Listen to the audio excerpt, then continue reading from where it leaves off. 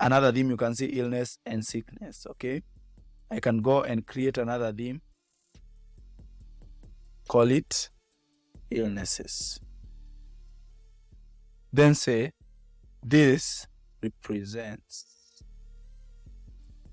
any form of illnesses affecting pregnant mothers.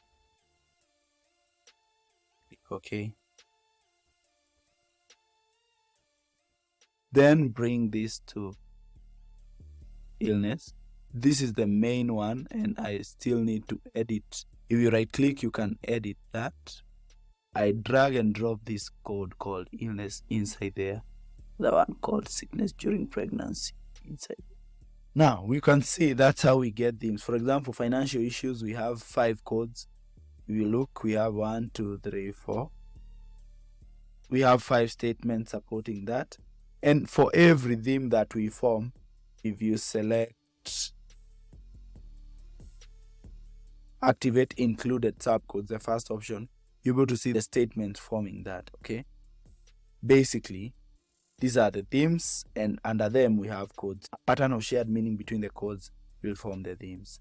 After you are done with that, you can always come and generate some kind of reports like overview of coded segments, and you can see all the coded areas, and you can also see overview of codes, okay, like all the codes that you've made.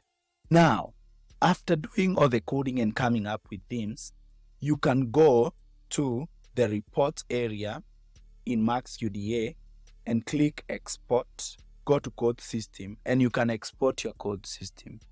You can export it as a Word document, for example this, and call this code system. This is like a code book, and let's say include memos, because I want to include the definitions I just made.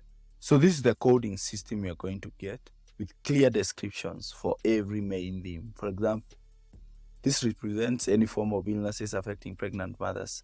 You can see I have the code system there. Conflict. This represents the kind of conflict experienced by pregnant mothers. And basically, that's how we develop the code book.